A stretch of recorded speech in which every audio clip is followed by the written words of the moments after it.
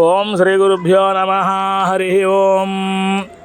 విశ్వేశం మాధవం దుండిం దండపాణిం చ భైరవం వందే కాశీం గుహాం గంగాం భవానీం మణికర్ణికాం మార్కండేయవటే వృక్షే రోహిణ్యాం చ మహోదధౌ ఇంద్రద్యుమ్న శిరస్నానం పునర్జన్మ న విద్యతే.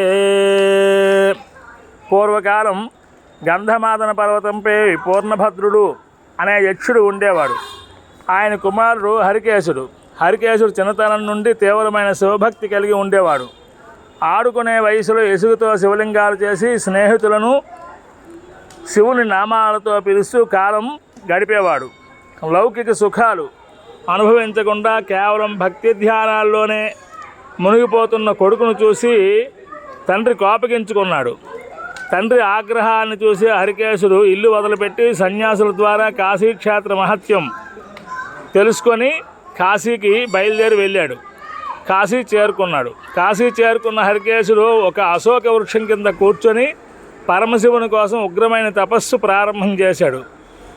ఆయన తపస్సుకు మెచ్చి పార్వతీ సమేతుడై సాక్షాత్కరించిన పరమశివుడు హరికేశుడిని ఆశీర్వదించి అమరత్వాన్ని ప్రసాదించారు.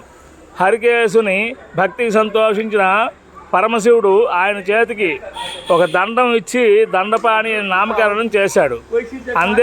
అంతేకాకుండా కాశీక్షేత్రంలో ఆయనకు కొన్ని ముఖ్యమైన బాధ్యతలు అప్పగించారు.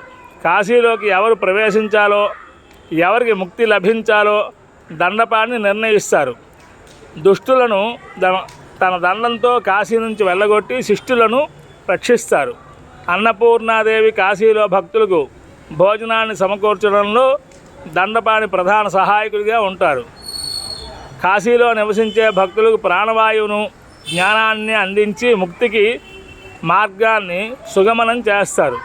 కాశీ విశ్వనాథ ఆలయానికి సమీపంలో విశ్వనాథ్ గల్లీలో దండపాణి స్వామి ఆలయం ఉంటుంది.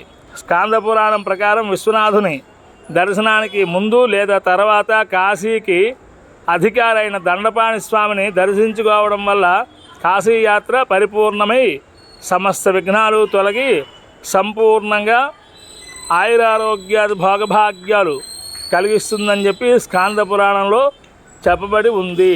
స్వస్తి. భారత్ మాతాకి జై.